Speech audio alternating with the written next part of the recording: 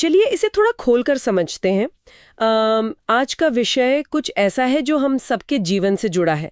मतलब कल्पना की जा सकती है कि हम एक ऐसी विशाल और जटिल व्यवस्था का हिस्सा है जहां हर दिन भारी भरकम मशीनें एक दूसरे के बेहद करीब से और बहुत तेज गति में गुजरती हैं। बिल्कुल। और सुनने में यह किसी साइंस फिक्शन फिल्म का दृश्य लग सकता है, लेकिन यह हमारी रोजमर्रा की जिंदगी की सच्चाई है। हाँ, वही हमारी सड़कें, और इन सड़कों को पूरी तरह से अराजकता में बदलने से रोकने का काम करता है हमारा आज का विषय, मोटर वाहन अधिनियम 1988। सही कहा। और एक सुरक्षित व्यवस्था बनाए रखने के लिए यह समझना बहुत जरूरी है कि ये नियम सिर्फ सजा देने के लिए नहीं बनाए गए हैं। बिल्कुल। आज के इस गहन विश्लेषण में हमारे सामने जो स्रोत है वो एक पुलिस परीक्षा, विशेष रूप से यूपीएसआई 2026 के क्रैश कोर्स के बहुत ही विस्तृत नोट्स हैं। तो हमारा मकसद सिर्फ परीक्षा पास करने के लिए धाराओं को रटना नहीं होना चाहिए, बल्कि उस बुनियादी सोच को समझना चाहिए जो सड़कों को सुरक्षित बनाती है। एकदम सही। तो चलिए इतिहास के पन्नों को थोड़ा पलटते हैं। हमारे स्रोत बताते हैं कि भारत में पहला मोटर वाहन कानून ब्रिटिश काल में सन 1914 में आया था।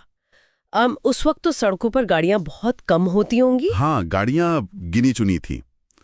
उसके बाद 1939 में एक नया अधिनियम लाया गया, लेकिन जिस कानून के तहत आज का यातायात चलता है वो 1988 का अधिनियम है। यहाँ एक बहुत ही दिलचस्प तथ्य है। ये कानून 14 अक्टूबर 1988 को पारित हुआ था, लेकिन इसे लागू होने में काफी समय लगा। मतलब ये 1 जुलाई 1989 को जाकर लागू हुआ। ये जो 9 महीने का अंतर है वो सिर्फ एक ऐतिहासिक तारीख नहीं है। जब कोई कानून पारित होता है तो प्रशासन, पुलिस विभाग और पूरी यातायात व्यवस्था को उसके अनुरूप ढलना होता है। मतलब कागजी कार्रवाई बदलना और अधिकारियों का प्रशिक्षण करना रातों रात तो नहीं हो सकता। बिल्कुल। इसीलिए ये अंतराल रखा गया ताकि व्यवस्था पूरी तरह से तैयार हो सके। ये एक बहुत ही व्यावहारिक पहलू है। अगर इसकी संरचना की बात करें तो नोट्स बताते हैं कि इसमें कुल 14 अध्याय और 217 धाराएं हैं, और ये 1988 का 59वां अधिनियम है। लेकिन यह बात सच में बहुत दिलचस्प हो जाती है। कानून भले ही पुराना हो, लेकिन इसे सबसे सख्त रूप में लाने का काम 2019 के संशोधन ने किया। हाँ, 1 सितंबर 2019 को लागू हुए इस बदलाव ने तो पूरे देश का ध्यान खींचा था। जुर्माने की राशि कई गुना बढ़ गई और अनुसूची 2 यानी शेड्यूल 2 को हमेशा के लिए हटा दिया गया। समय के साथ कानून का सख्त होना अपरिहार्य हो जाता है। 1988 में 100 रुपए के जुर्माने का जो खौफ था वो 2019 तक लगभग खत्म हो गया था। मतलब जुर्माना अपनी डराने की क्षमता पूरी तरह खो चुका था। सही कहा। तो ये संशोधन महंगाई के हिसाब से जुर्माने को एडजस्ट करने के लिए नहीं था, बल्कि एक कड़ा संदेश देने के लिए था। और ये जो अनुसूची 2 को हटाया गया, उसका क्या महत्व था? अनुसूची 2 असल में दुर्घटना के शिकार लोगों को मिलने वाले मुआवजे की गणना करने का एक बहुत पुराना और जटिल फॉर्मूला था। इसके कारण पीड़ित सालों तक अदालतों के चक्कर काटते थे। अच्छा, तो इसे हटाकर सरकार ने एक तय मुआवजे का रास्ता साफ किया ताकि लोगों को जल्द राहत मिल सके। बिल्कुल। ये कागजी बदलाव नहीं, बल्कि हजारों परिवारों के लिए एक बहुत बड़ी राहत थी। चलिए अब कागजात और परिभाषाओं की तरफ बढ़ते हैं। नोट्स में धारा 2 का जिक्र है, जो वाहनों को वजन के आधार पर वर्गीकृत करती है। भारी वाहन उसे माना गया है जिसका वजन बिना सामान के 12,000 किलो से ज्यादा हो। और हल्का वाहन वो है जिसका वजन 7,500 किलो तक हो, जैसे कि हमारी सामान्य कार है। साथ ही ई रिक्शा के लिए भी नियम है कि इसकी मोटर पावर 4,000 वॉट से अधिक नहीं होनी चाहिए। ये वर्गीकरण भौतिकी और सुरक्षा दोनों दृष्टियों से अहम है।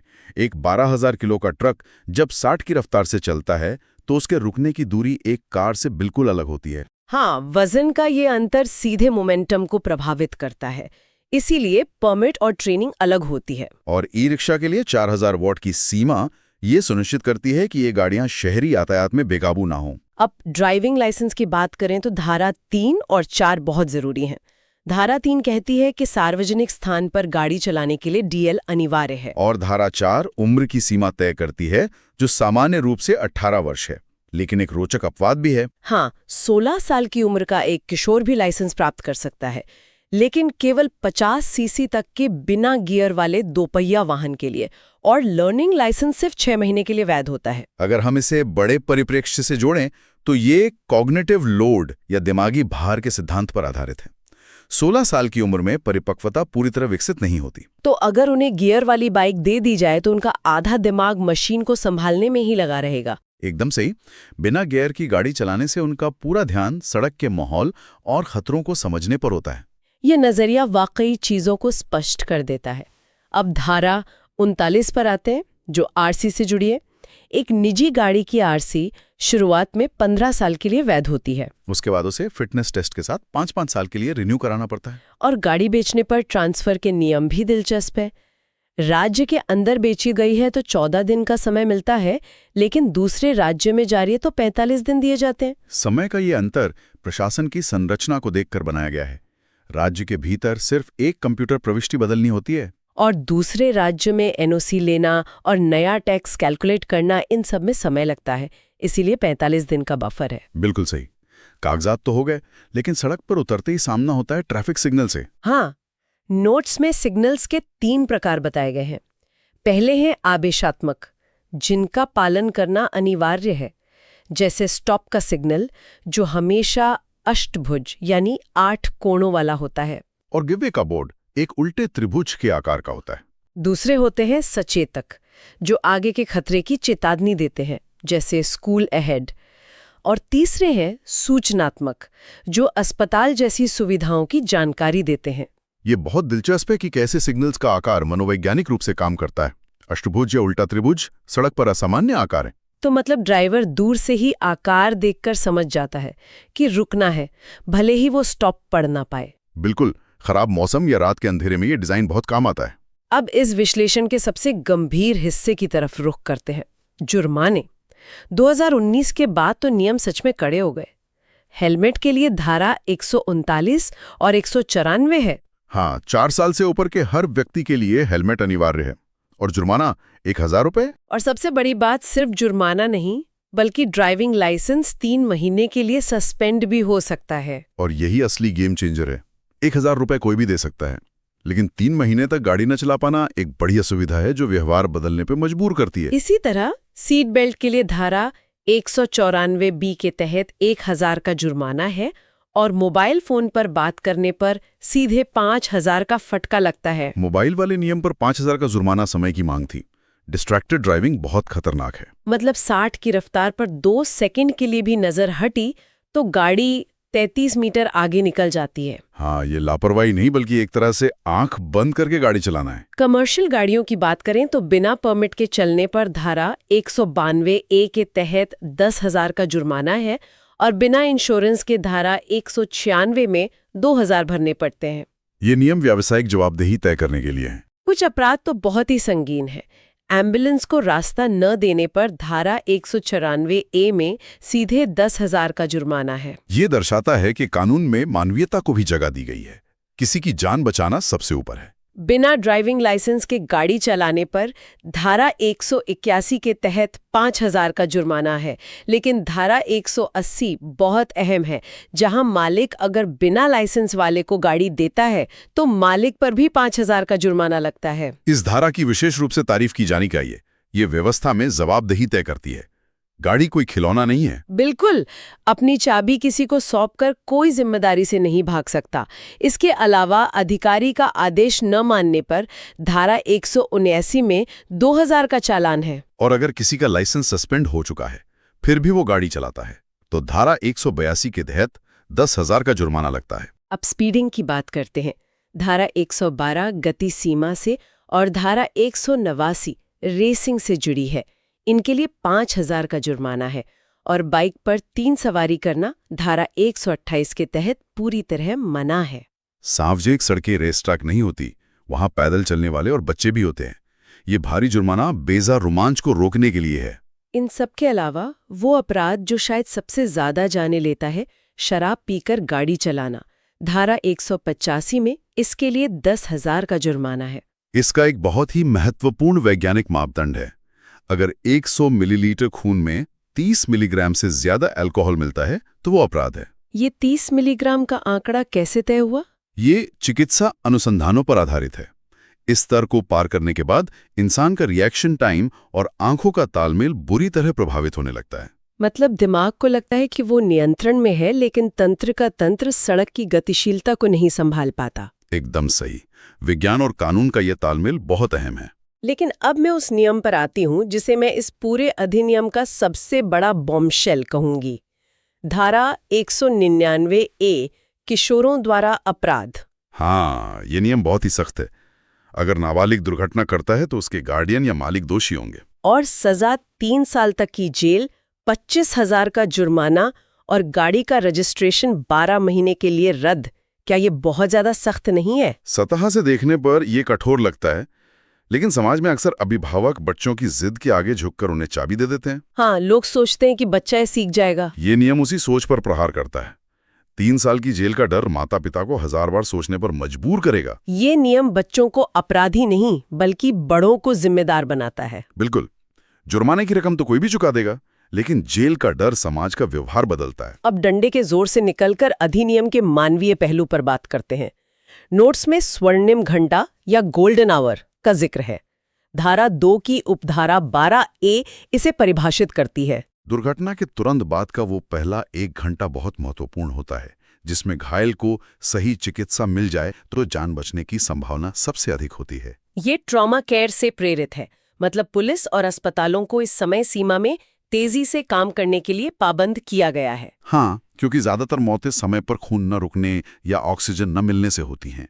इसी तरह हिट एंड रन मामलों के लिए धारा 161 में सोलेटियम स्कीम है, जहां सरकार पीड़ितों को मुआवजा देती है।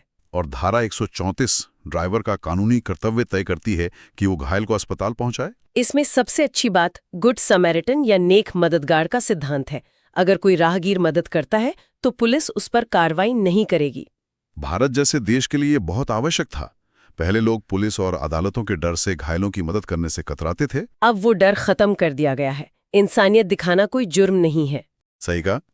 अब इस पूरे ढांचे को चलाने वाली शक्तियों की बात करें तो धारा 27 के तहत नियम केंद्र सरकार बनाती है, लेकिन उन्हें जमीन पर लागू करने की जिम्मेदारी राज्य सरकारों की है, धारा 28 के तहत। और शक्तियों का बंटवारा भी बहुत सोच समझकर किया गया है। जैसे सामान्य उल्लंघनों पर आरटीओ धारा 19 के तहत लाइसेंस रद्द कर सकता है, लेकिन किसी को हमेशा के लिए अयोग्य घोषित करने की शक्ति सिर्फ कोर्ट के पास है, धारा 20 के तहत।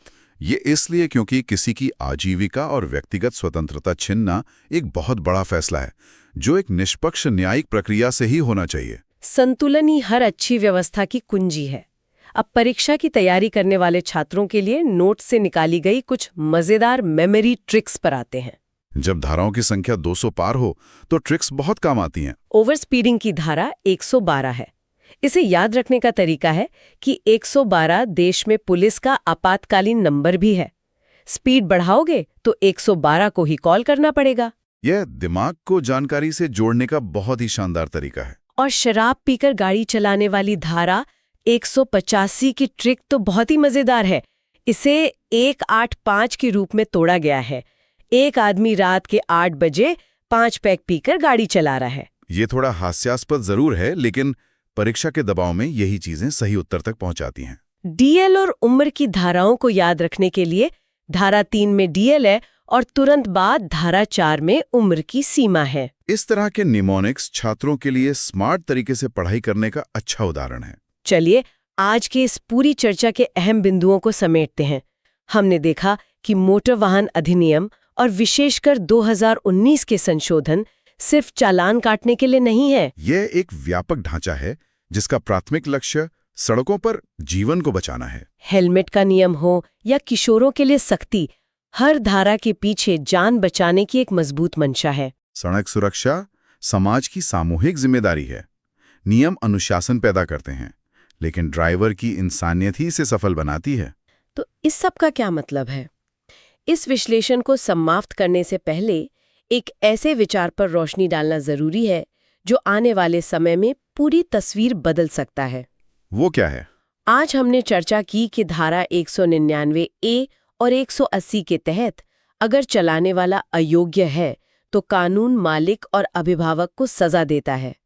सोचकर देखिए, भविष्य में जब पूरी तरह से बिना ड्राइवर वाली या सेल्फ ड्राइविंग कारें हमारी सड़कों पर आ जाएंगी और अगर तब कोई दुर्घटना होती है तो कानून किसे दोषी मानेगा? ये वाकई एक बहुत गहरा सवाल है। क्या सजा कार के उस मालिक को मिलेगी जो उस वक्त पिछली सीट पर आराम से सो रहा था, या फिर उस सॉफ्टवेयर कंपनी के प्रोग्रामर को जिसने वो एआई सिस्टम बनाया था?